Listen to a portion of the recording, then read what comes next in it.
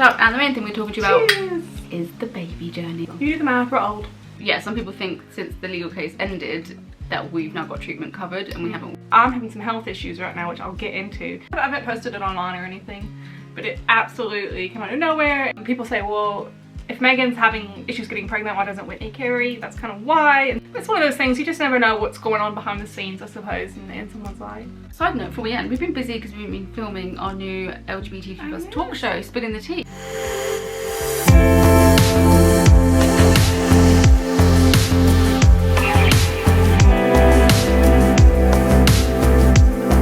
Hi guys. Hi, lovely. Welcome back to our channel. I know it's been a very long time. I mean, about 9 months. Oh my gosh. I know. No, not even 6 months. It's been 6 months. I don't know. I think I've uploaded 2 vlogs this year, which is just crazy. I don't know where the year's gone. We'll say that first. No, it's flown by. But we've also had just an unexpectedly very busy year so far, haven't we? We have. So we thought we'd have a cup of tea. Cheers. And grab yourself a cup of tea, coffee, whatever you want to drink. We've got some lovely macarons that our PA Lee made us. We've got pistachio and we've got like raspberry and Nutella. Yeah, we made it for our anniversary. So Lee is new to our team. You may see him in our stories if you follow us on there. But yeah, we want to say hi on YouTube because we really miss you guys. And I honestly love doing vlogs. They are my favourite content to actually do.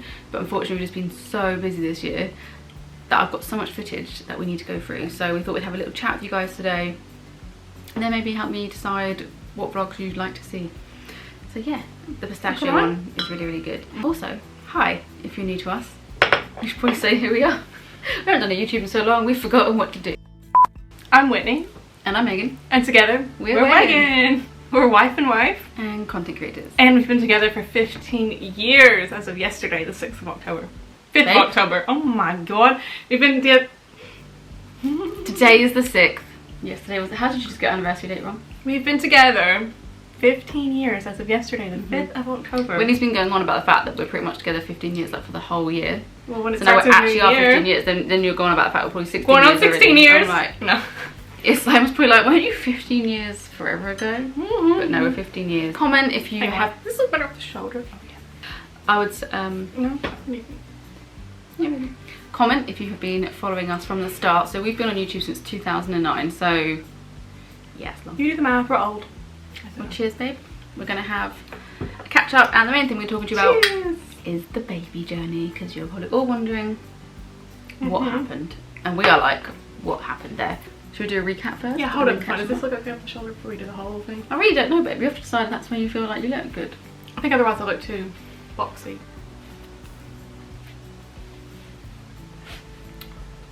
Yeah. Yeah, do that one time. Okay. So where to begin? You begin on the little recap. I'm gonna eat my macaron. It's a macaron. It's a macaron if it has coconut in it, I think, right? Yeah. Yeah.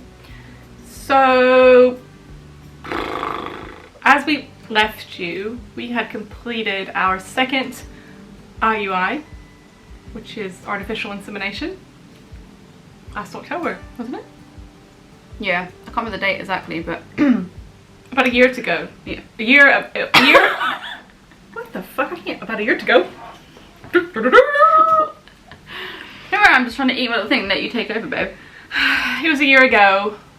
We last left you. Megan did our second round of IUI, and unfortunately we were not successful, and that was following a previous IUI where we ended up getting pregnant on the first go, which was absolutely shocking and then very devastating because it was a chemical pregnancy.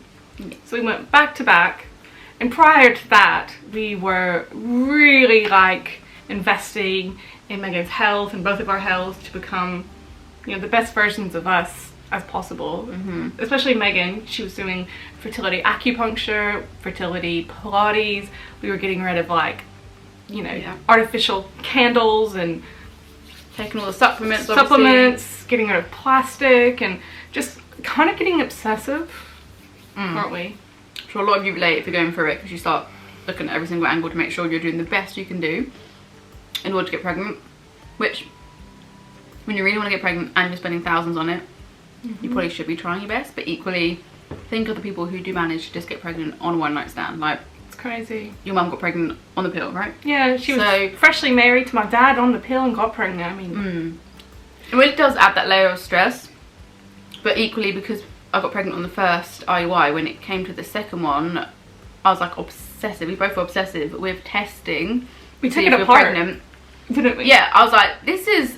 I can see there's a faint line, and I feel, and in a couple there were faint lines. We were confused, but it was so faint. But there's no such thing as a. And then even months later, we thought we did another test. Because oh my god, constantly thinking that maybe I am pregnant, and we're googling it, and it's like sometimes. Or people message us and say the pregnancy, yeah, it didn't pick up on the stick, but months later they went for an ultrasound because something's wrong and there was a baby. Yeah, so we were a little bit obsessed with it a little bit, weren't just we? Emotionally, it really hit like harder than we thought, and it affected us in different ways. So we thought we would put it on pause, just to, I don't know, get it. Well, what we thought we would do initially, as you may be aware, is have a break over Christmas. So we'd already planned, right, we'll do a third IUI. Because as well, Megan ovulated on Christmas Day, so the time we would have gone in, it was close. So we thought, that's a sign, we'll wait till the new year. Yeah. What month are we in? We're in October. Honestly, I don't know where this year's gone. I mean, it's probably because I haven't edited the vlogs that I'm not aware where. When I go through to edit all the vlogs from the whole year, I'll be like, whoa, that's where we've been. So we'll do a little recap and try and remember what we've actually been up to inform you, and you can let us know what vlogs you might like to see. But baby journey wise, we have finally worked our way up to being like, right, we're back on the baby Megan train, because we literally got off it and we didn't realise that we packed our suitcase and left for a while, did we? We were like, oh, oops. Didn't mean to do that. So yeah, we're back on it. I went for fertility tests recently. We had booked in for both of us to have tests to check our AMH levels, which is like when they check the level of your eggs, not the quality, but like how many you have, and then they do an ultrasound called a baseline scan. So they do an ultrasound, transvaginal. Check your follicles. Check your follicles. So we had that done. I'll tell you, which one should we tell? Why should we say why you didn't do yours on that day, or do we say what my results? We'll go with your results. So when I had the scan, I'd lost 1 follicle. So since starting our baby journey in 2020. I've lost a total of 2. Which is not bad at all. It's not that bad. So obviously, as we know, as we age, we will lose our egg count and follicles and that. So the fact I've lost 2, we're like, okay, that's fine. And when I turned 35, so we've done this AMH test 3 times now. We did one in 2020 to see where we were both at, to make sure like if one of us was really low fertility, then we better get on with it. Luckily, we were both like normal for our age and fine, like no rush. And then I was slightly lower than you, just slightly, but it just but we were both in normal range. Like, yeah, that I should go first, and it just was fine. And then we left it, then tested it 2 years later, and I turned 35, and I was freaking out. Yeah, but yours went up. So basically, pretty much the same as to where I was in 2020, so fine. Great. 1 year later, all of a sudden, it really dropped, like in half. Literally, it's dropped by, I literally opened the letter of my test on my like app they have, whatever. I mean, it's in single digits. I was like, what? I was like, maybe I'm reading this wrong. Is that where it says the AMH level is at? I just couldn't believe it. It doesn't make sense. It's at 5 at the moment. So last time it was 12, the time before that was 10. But the amount of follicles she's lost doesn't really compute to the amount of egg reserve.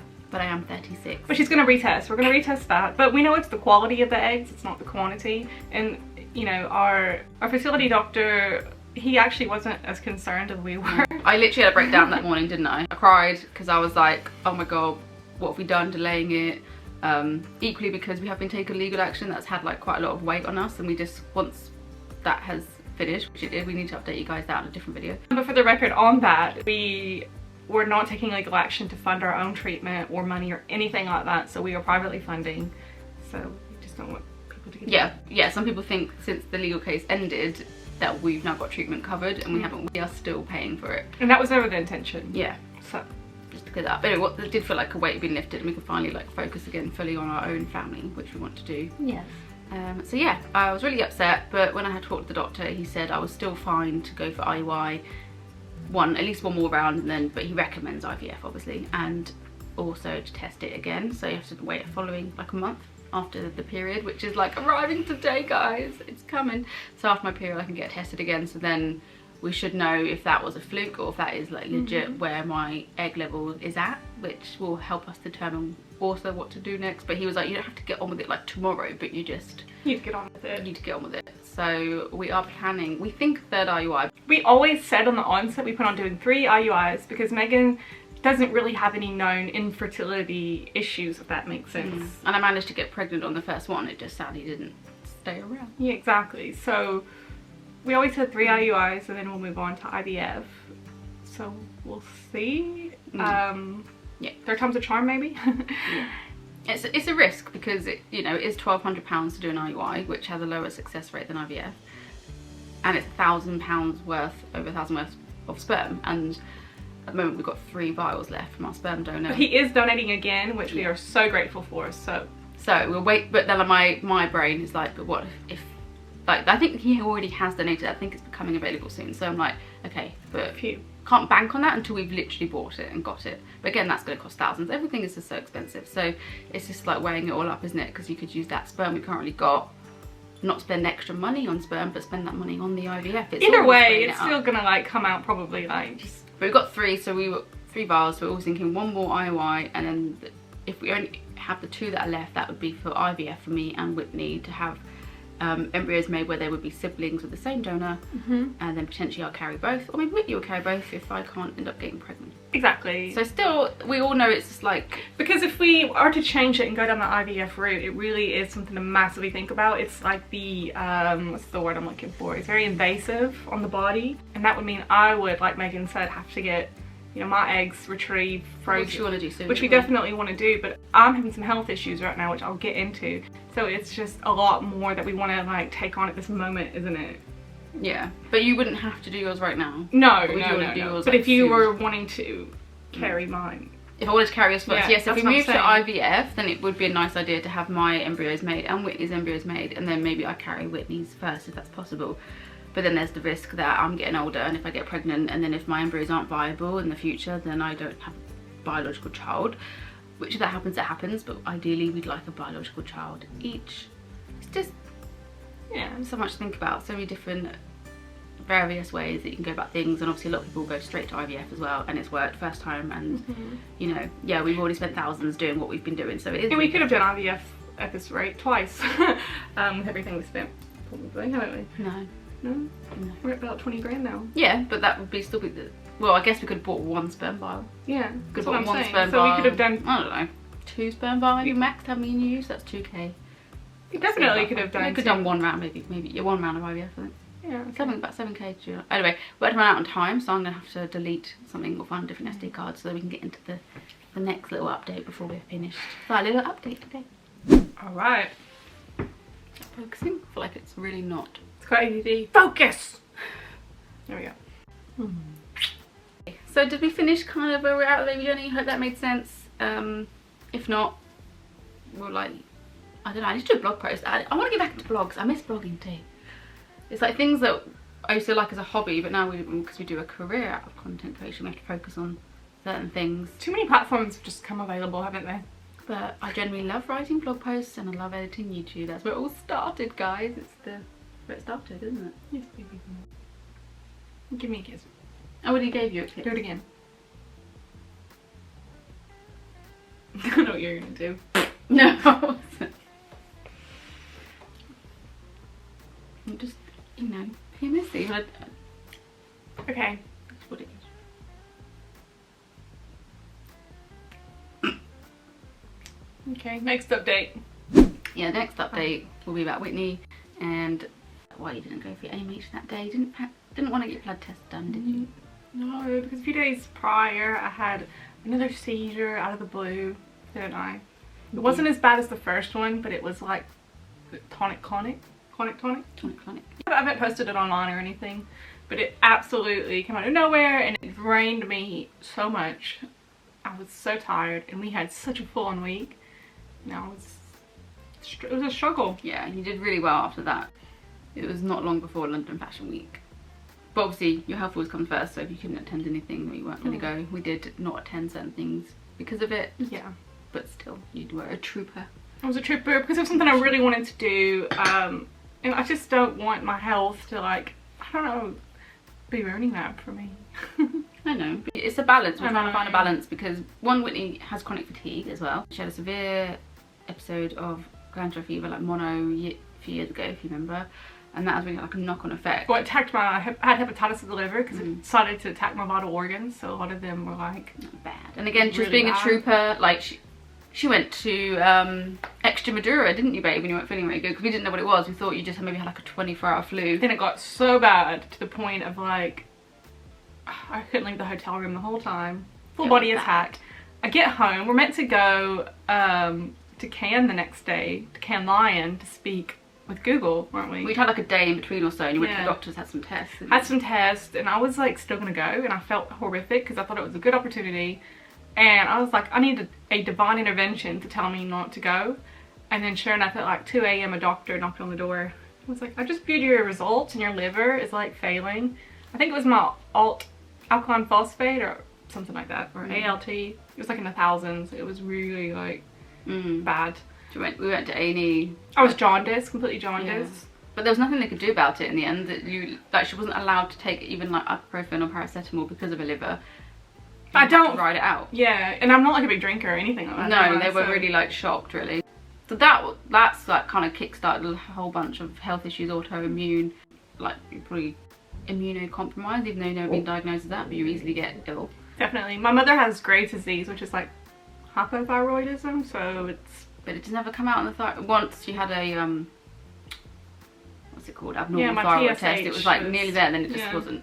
So who knows? Can someone diagnose me? Yeah, we're gonna do a TikTok, I think, about this for like put all your little symptoms up. One thing you haven't really got tested for was Lyme disease, and we still. Yeah, I had a tick bug when I was a child that got stuck in my head for years, and when I was 18, it dug itself in and they got it out.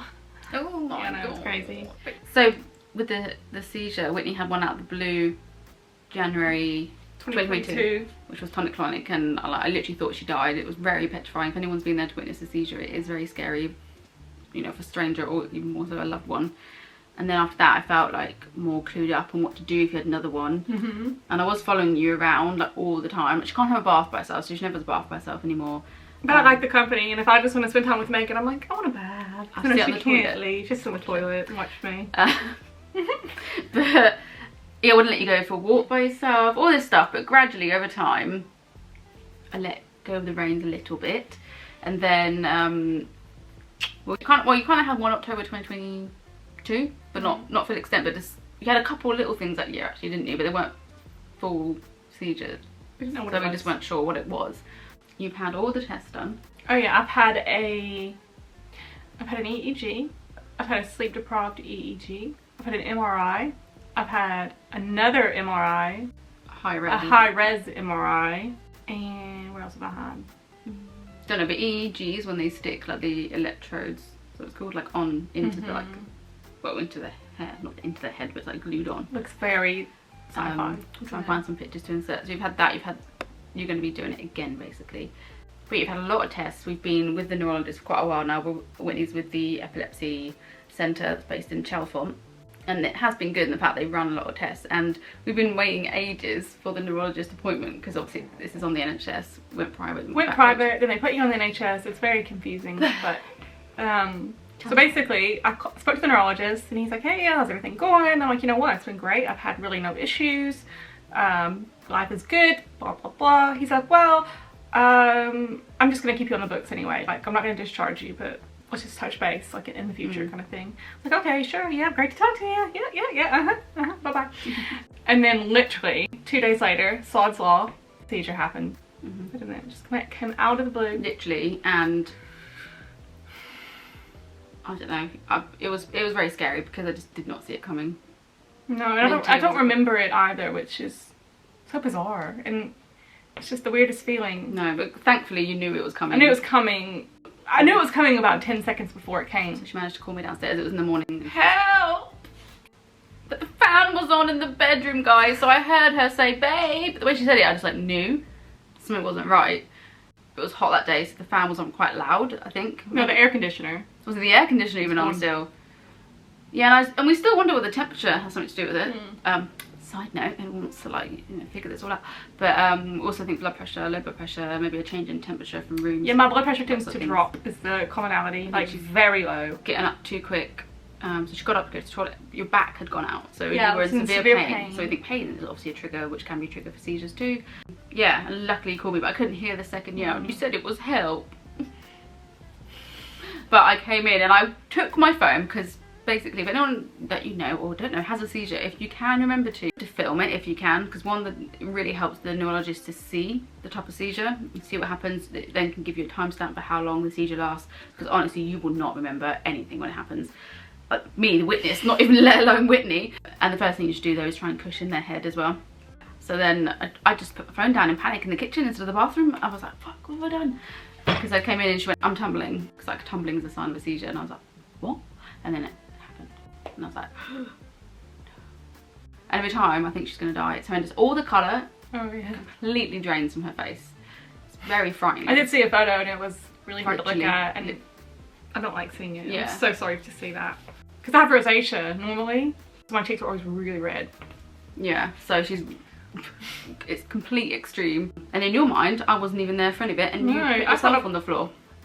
I don't even know how I got. Yeah, it's just... But then, what I think is, if you don't know when you've had a seizure, only because I've witnessed it. How many have I had and not known it? Is the question. I mean, we are together all the time, but when I was a child or a teenager, I remember I used to get like, you know, the sleep. What is it? Not apnea, but it's when you feel paralysis, sleep paralysis, when like you're held down and you can't move. I always thought I was sleep paralysis, but what if it was like a little overlap with the seizure? And I was just like, I don't know. She has amnesia when she wakes up in the morning. Don't remember anything. I don't even remember what I am, who I am, what a human is. Literally the day on our wedding anniversary, I was speaking to her, she went, what day is it? Our anniversary. It's yeah, she went, happy anniversary. Happy anniversary. Yeah, your eyes are like, oh, Snooky, what am I going to do with you, hey? But that is also, people say, well, if Megan's having issues getting pregnant, why doesn't Whitney carry? That's kind of why, until we get a proper, I guess, diagnosis and closure. And figure out what triggers it and stuff. Because you can obviously get pregnant and have seizures, but it'd be better to know, especially if she's got to go on medication. I mean, the neurologist does think it's non-epileptic seizures, which, it's called something. We'll write it down. Also think it could be syncopal or syncope seizures, which is like related to blood pressure. So Whitney actually has a test coming up for blood to do a tilt test. So it's gonna be fun. Ah, bless you, Snooks. You've gone through so many tests and stuff, haven't you? It is, and it's just so frustrating because I feel this constant fear that it's going to happen at any point. Or say we go to a lot of events and things like that, and like adrenaline is high. You know, you're excited. Yeah, excitement can trigger it. They say he said to you, didn't he, to not get too excited. Yeah, and I get overly excited about things. I have what's called anxiety instead of I have anxiety as well. But you throw on some excitement with it, and I have the same symptoms as anxiety, but it's just like to the next level because I'm excited, and that can trigger a seizure. So when we go to these events sometimes, and I'm really buzzing and it's amazing, and I'm literally like, dear Lord, please do not let me have a seizure in front of all these people. Like I feel embarrassed. Yeah, but you shouldn't do. But the two big ones have been in the morning on the toilet, so no one else should be there at those times. True. But I just don't want to get so overstimulated. It just happens, you know, with the... But we think another trigger's hydration, so we've been really good at trying to keep you more hydrated. And even though, I want to preface, I do drink a lot of water, like I chug water, I've always been like every ounce counts, but not like so much where my potassium is wiped out. But I don't think the water absorbs me properly, if that makes sense. So I'm always like dehydrated. So we're trying to do a bit more, yeah. You know, coconut water, electrolytes. Yeah. So again, it's just frustrating because you kind of thought maybe it was a fluke and it was over, and then it sadly isn't. Because a lot of people will have a seizure in their lifetime, which we never knew about. For me, I'm absolutely all for it now, aren't I? Anything, any type of noise that she makes. So she's in the toilet and I'm just in the kitchen. I was just changing the toilet roll yesterday, and I heard the toilet roll like kind of drag on the floor. In my head, she's had a seizure, she's fallen off the toilet, she's knocked it over. We have a little gold thing that the toilet paper goes in. I was trying to reach it and I was dragging it over to change it because you always have a go at me for not changing the toilet roll. Well, yeah, you should change the toilet, but no. And I was like, I'm like, oh my god, I just like, my heart, literally, I'm like... You're so sweet. I don't know why, I'm just over, like, I think I'm worse than I was in the first one, I think. Because it came out of the blue. Well, the first one was out of the blue, but I think... I don't know, I think I thought we were in the clear, I guess, and you're not. So... it's quite annoying. I'm annoying myself, let alone you, for like every single little sound or something. And also if I'm like doing something, I'm like, you okay, babe? Oh wait, there's a bloody delay in reply. She's like, yeah. I'm so sorry. But you say it takes your brain a little second to process. But I have like become unconscious both times, so I don't know, honestly. Like I feel like my brain is not processing at optimal speeds. But I think we've had COVID twice, and I don't know. Yeah. But it's one of those things, you just never know what's going on behind the scenes, I suppose, in someone's life. And I will talk about it more on social media because I want to raise awareness, because I never thought this would happen to me. So there's going to be so many of you out there. It could happen to you or a loved one. And we saw a stranger having a seizure on the tube once, and I think that might now know more. We looked it up, didn't we? And afterwards I remember looking up being like, wow, I didn't have any clue what to do. And then I was like, right, and I remember I shared it on stories to try and help others. Basically, do not hold anyone down. Just make sure they don't hit their And if they're head. jerking, whatever you do not touch. Yeah, don't hold their limbs But still, basically. also though, you're also meant to make sure they don't choke. No, that's like a myth. Do not put your fingers in their mouth or anything like that, because they can bite your fingers off. So, Never mind. yeah, that's like a myth. People think they're trying to move their tongue out their way, which they've tried, but no. I think you can't actually swallow your tongue or something. Huh. That's so fascinating. Yeah, we'll put some tips up on the screen, and if it's someone's first time having a seizure, then call an ambulance. Or if it's like lasting quite a long time, or they're taking a long time to come around afterwards, after being unconscious. But anyway, that turned more into the update about you than did baby journey, but that was just like... They kind of go hand in hand right now. We're kind of on these journeys together. They're very parallel at the moment. Yeah. We've had a year. I mean, we've had a really good year. We have. Should we tell them what we've been up to? Because they haven't got a clue unless they follow us and everything else. I'll just say that the end of last year, when we like kind of had the chemical pregnancy and then we didn't get pregnant, that kind of also spiraled like a few months of really bad luck, and just we really hit bottom, didn't we? Just in all areas of life, to the point where I was just like, we were depressed. A lot of people don't know that, but we were swimming every day. We were just trying to show up for ourselves to the best of our ability. And you know, I knew that wasn't the best version of me showing up, but at least someone was showing up. And that's okay, you know? We got through it. But we got through it, and I just want to say, if you ever feel like you're getting ready to, you know, hit rock bottom, remember that you have to have a breakdown to have a breakthrough. And this is the perfect analogy I would like to describe it with. But we were like a slingshot that's getting pulled so far back of just seeing everything going wrong. And right before, like, it just broke and we broke, what happened was the slingshot launched and we went so far and so forward. So grateful we were able to kind of get back what we lost and then some, weren't we? In all matters of life. Yes. But we've always been good together and happy. There's nothing... Oh, there's nothing... Okay, yeah, it's nothing... The one thing that's been constant, though, is Megan and I's relationship. We've always, like, really grown together and found comfort in one another. I'm so grateful for her and that we had each other. So it could have been a lot worse, but we were showing up for ourselves and each other. But because we've been through so much together, highs and lows, like, it's honestly made us so much more in love. Because we know we have each other's back, you know? Yes, baby. Right? Love you. But the moral of the story is, see it as a blessing sometimes when you actually have a breakdown, because it gives you an opportunity to kind of reframe your life and look at it differently. And yeah, maybe you just needed to be realigned, if that makes sense. Well, yes, baby. She's looking. Yeah. She look cute. Whenever I look at her, she's like, what? She never looks at me. Because if I look at you when you're talking, like doing an interview or something, she thinks it means I'm saying stop or no. I'm just looking at you. Basically, we had a really rough period for a few months, but we found strength in each other. Yeah. Which... We love autumn, but it kind of tends to always be a bit of a time of year. After our anniversaries, now it just goes a bit... But we'll see. We'll see what happens this year, guys. So hopefully that won't be the case when we go for our next fertility round. So watch this space. It will likely be an IUI, but just wait and see. Still not 100%. Just depends on everything else happening in life as well. But it's just crazy when you go for it. It's such a small window to get pregnant, and it's so frustrating. I wish you could just try like many times in the month, not just once. I know. But it amazes me because you literally have this like one optimal day really to get pregnant. Maybe 3 days max, right? Probably 2. Okay, we'll say 2. Well, the sperm can live up to 5 days. So I guess it depends on if your eggs release over that, I guess so. But yeah, they typically say like 24 to 48 hours. So let's say you got 20, yeah. How in the world are there 7 billion people on Earth? Like, think about it. It's crazy. I know, it really is.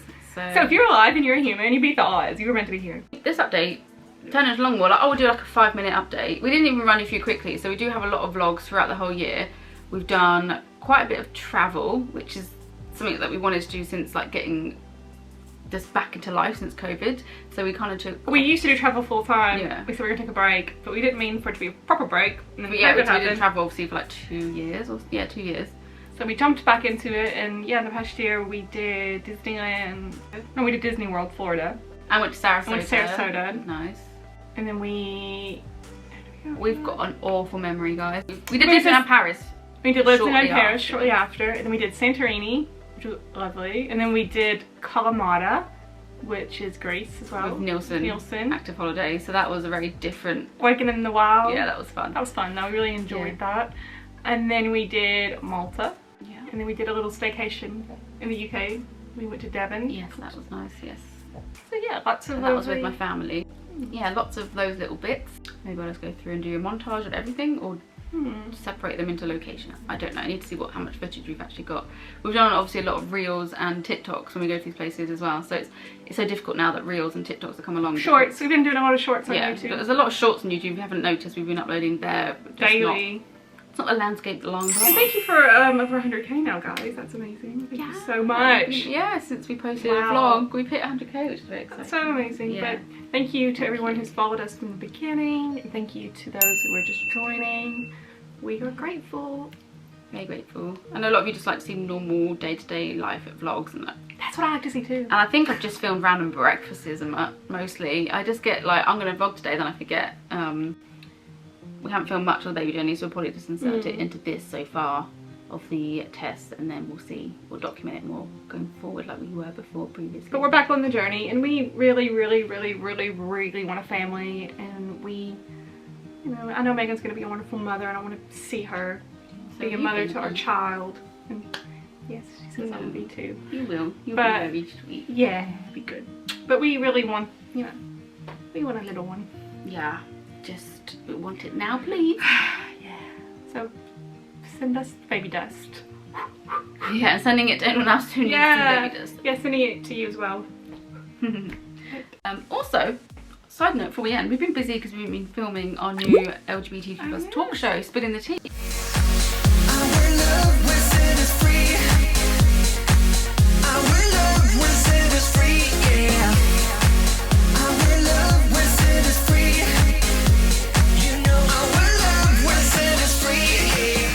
So we've launched a new YouTube channel.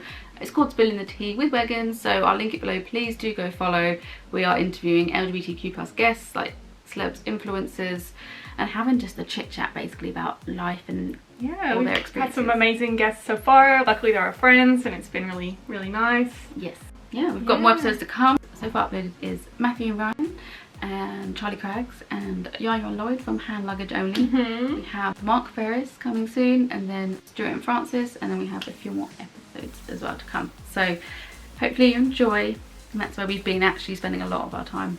Yeah, in a beautiful bubble tea shop in Windsor, Peonia Cafe. Our friend Anne runs it, she owns it. And it is literally the best bubble tea you'll ever have in your entire life, and it is worth a trip to Windsor just for that bubble tea, isn't it? Well, yes, 100% agree. And actually, she's even in London tomorrow, so we're going to her pop-up. She's at the Drunk Elephant pop-up house. She's doing a little collab there. I'm going to be there, so that's really exciting. So we're going to go support. Yeah, she's become a dear friend of ours, so it's nice to support other women and business owners. Exactly, yeah. Anyway, on that note, ciao ciao, love ya. Ciao ciao, love ya. TTYL. And if you don't already, please do follow us on Instagram and TikTok and subscribe to this channel. We appreciate your support. Yes, thank you so much. Ciao. Love you so much. Love you, baby.